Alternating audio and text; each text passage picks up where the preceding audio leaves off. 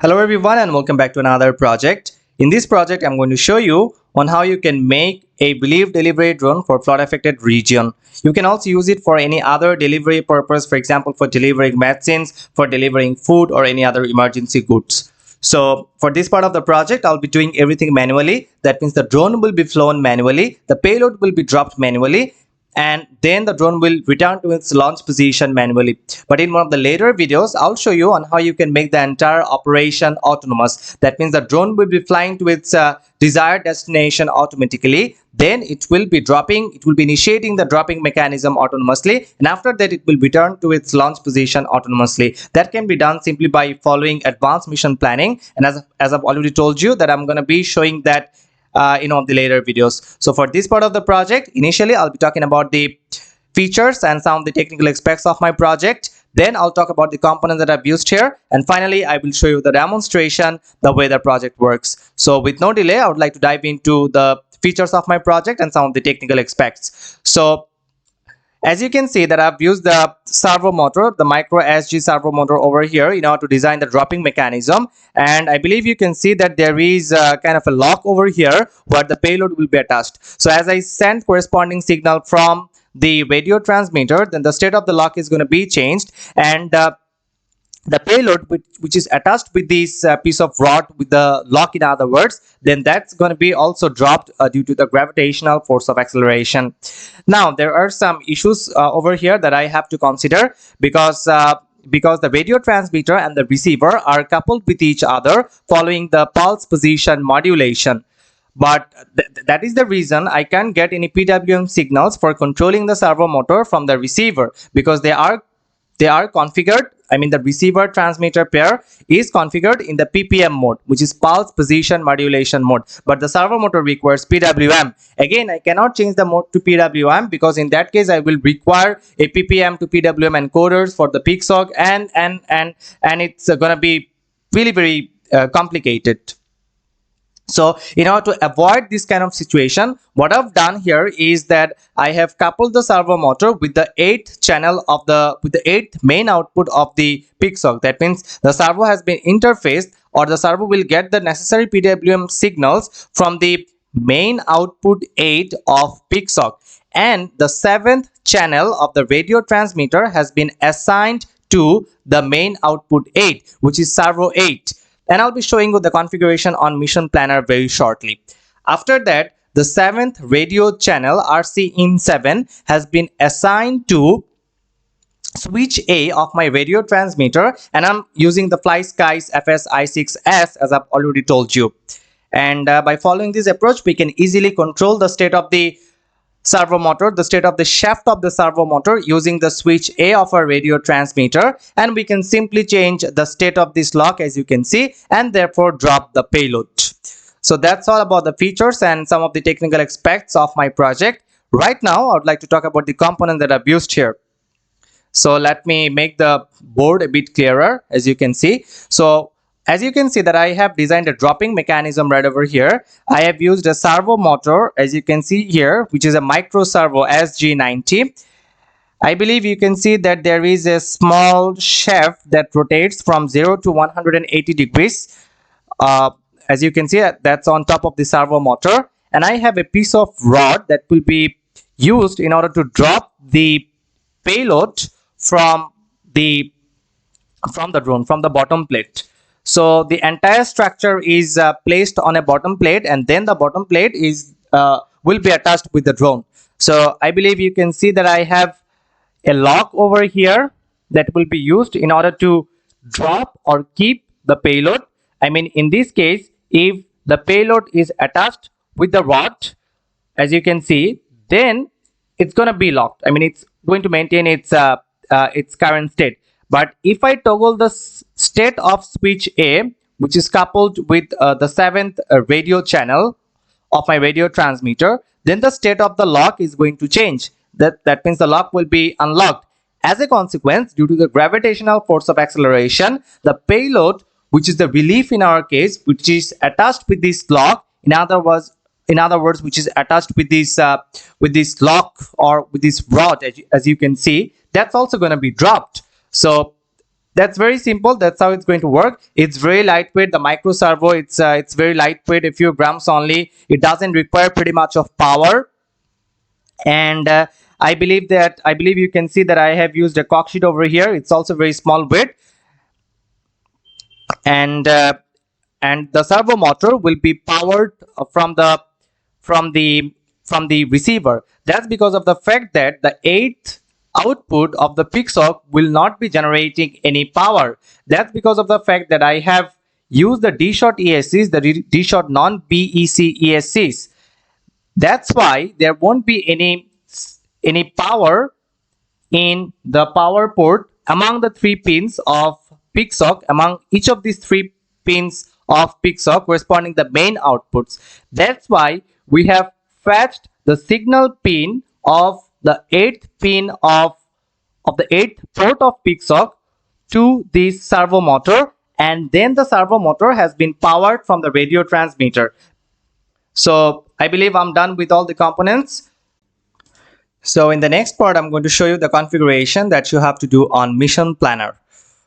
So right now I'm moving up to my Mission Planner. As I've already told you that the servo motor has been attached with the main output 8 of the Pixhawk Flight Controller. So we have to do some configuration on Mission Planner corresponding the main output 8, so that the main output 8 can generate necessary PWM signals in order to control the state of the servo motor based on the commands sent from the radio transmitter. So all you have to do, currently I'm connected with my drone using the wire, using the USB connection. So all you have to do here is to go to configuration, and then you have to go to full parameter list, as you can see.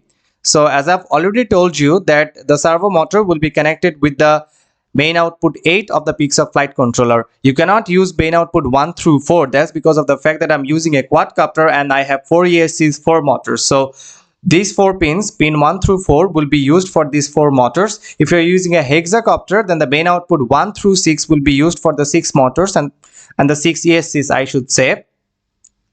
So you will be left with pin number 7 and 8 in most of the cases. So I'm using the pin number 8 for interfacing the servo motor. So I have to do the configuration on servo 8 because the servo motor will be connected with the main output 8. So I'm searching for servo 8. Servo 8 means that you want to configure the servo motor with the main output number 8 of the Pixhawk Flight Controller. So the radio channel, which is the 7th radio channel, we are interested to couple the 7th radio channel on the servo. So you have to go to servo 8 function and then assign the 7th channel of the radio transmitter to servo 8. So from options, you have to click on RC in 7. So this means that the 7th channel of the radio transmitter will be acting on the servo motor and will be generating necessary pulse width modulated signal on the pin number 8 of the main output of Pixhawk Flight Controller. So after that, you have to click on write parameters, and then you will be all done with the configuration on Mission Planner. So in the next part, I'm going to show you the connection diagram. Not the diagram, I should say that I will show you the connection that I've made in order to interface the servo motor with the drone. So right now I'm going to show you the connection that you have to do on Pixhawk Flight Controller so that you can interface the servo motor with the Pixhawk Flight Controller. So as I've already told you that you cannot directly connect the servo motor with the receiver. That's because of the fact that the transmitter receiver pair are configured in the pulse position modulation form, which is PPM. So the receiver will not be generating any PWM signals. That's why you cannot interface the servo motor with the receiver directly. In other ways, what we are going to do is simply interface the servo motor with the Pixhawk Flight Controller. So as I've already told you that I will be using servo 8, which is the main output 8 of the Pixhawk Flight Controller. So as you can see, I've used the 3rd pin from the top, the red one, I mean this wire, I believe you can see. Maybe the pins cannot be seen, however, so the red wire is connected with the 3rd pin, which is the signal pin of the main output 8 of Pixhawk Flight Controller, and the necessary PWM signals will be generated in this pin on basis of the command which is sent from the radio transmitter. As I've already told you that I have configured the RC in 7, which is the 7th radio channel on main output 8. So the main output 8 will be generating necessary PWM signal on basis of the command which is sent from the radio transmitter. As the 7th channel of the radio transmitter is configured on servo 8, which is main output 8 of the Pixhawk Flight Controller, that means that we will be able to get necessary pulse width modulated signal in order to drive the servo motor. And if you want to deflect the shaft of the servo motor more, then all you can do is simply change the end point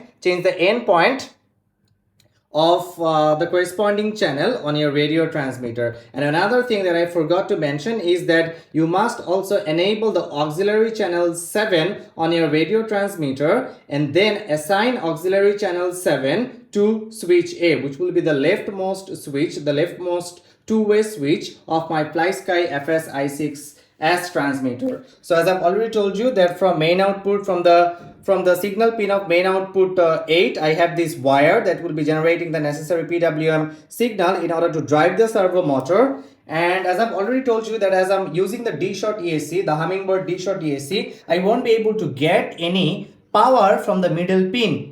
So as I won't be able to get any power from the middle pin, there must be an alternate, I must look for an alternate option. I can use another power source which is not a feasible solution, as they will be increasing the overall weight of my drone, and it will also make the configuration looking very messy. So what I've done here is that, as you can see, this is my receiver. The first pin will be the signal pin, the middle pin will be the power, and the bottom pin will be the ground. So and the middle pin generates 5 volt. So what I've done here is simply I have taken these two pins, as you can see, from any of these channels. You can take these two wires from any of these channels. I mean the red one and the brown one, the power pin and the ground pin, and then I will be attaching the other end of this wire, that is the red and the brown pin, with the red and the brown wire of the servo motor. As you can see, red and brown, the red one corresponds to power and the brown one corresponds to ground. So that's how the servo motor is going to be powered. And as I've already told you, as long as the receiver and the flight controller are connected with each other, the grounds are also shorted. So eventually the servo motor is also, the ground of the servo motor is also coupled with the Pixhawk Flight Controller. So right now all we are left with is simply the signal pin, the PWM pin, and the PWM pin will simply be attached with the orange wire, which is the PWM pin on the servo motor, and that's how we can generate necessary PWM signal from the Pixhawk Flight Controller and then control the state of the servo motor on basis of the command which is sent from the radio transmitter, which is switch A in our case. And as I've already told you that channel 7 of the radio transmitter is assigned to switch A. Again, channel 7 of the radio transmitter is assigned to main output main output 8 of the Pixhawk Flight Controller. And the servo motor and the signal pin of the servo motor is also connected with the main output 8 of the Pixhawk Flight Controller. Eventually, we will be able to control the state of the servo motor from the control signal generated from pin number 8 of the Pixhawk Flight Controller. So that's all about the connection that you have to do between Pixhawk Flight Controller, the receiver, and the servo motor. In the next part, I'm going to show you the demonstration, the way the project works. So right now I'm on top of my rooftop, from where I will be showing you the demonstration of the delivery drone. So as you can see, I have the payload attached with the bottom plate, and the servo motor is also attached with the bottom plate, as the servo motor will be used for the dropping mechanism. So I have my radio transmitter over here, and the servo motor is connected with the main output 8 of the Pixhawk, and the main output 8 of the Pixhawk is assigned to the 7th RC channel, and the 7th RC channel is assigned to switch A. As you can see, the leftmost switch on my radio transmitter. So as I toggle the state of the switch, then the payload, which is a bottle in my case, as a sample, as a part of demonstration, I've used a bottle, but you can use any payload. of maximum of 1 kilogram, but if you increase the capacity of your motors as well the dimension of the propellers, which is not possible in case of this frame, then of course you can lift up greater weights. So as I toggle the state of this switch in air, then the payload is going to be dropped. However, the dropping mechanism can be made autonomous with advanced mission planning, and maybe I'll be showing you in one of the later videos. So with no delay, I would like to dive into the demonstration right now, and I'll be handing over the camera to my brother. So as you can see, I have my radio transmitter over here. The safety switch has been pressed, so I'll be taking off the vehicle in the loiter mode, and then I'll be dropping the payload shortly. So I'd like to hand over the camera to my brother. Stay close to me so that the voice can be captured. So I believe you can see, let me check the laptop for telemetry. So it's also recording on my laptop. So I'm connected with the drone using the Wi-Fi telemetry. So right now the flight mode is loiter and the set count is 1920, which is very good. And I would like to arm the vehicle and then take off. So I'm ready to take off. So the vehicle has been armed. So I'll be taking off shortly. Let me get back. So I'm taking off right now. So as you can see, the vehicle is taking off. I believe you can see. Let me get it away from the launch position. You can see the bottle is floating. That's because of the fact that it's very light in weight. So as I toggle switch A, then the payload is going to be dropped. So I'm going to show you very shortly. So I'm going to drop the payload. So I'm pressing on switch A. I'm going to toggle the state of switch A and show you if the payload is going to be dropped. So 1, 2, 3 and drop. So as you can see that the payload has been dropped, and I'm also running short of voltage. So I'll be landing the vehicle shortly. I'll be landing the vehicle manually as it's running short of voltage. And smooth landing, as you can see. So that's all for now. Stay tuned for the next one. Bye for now.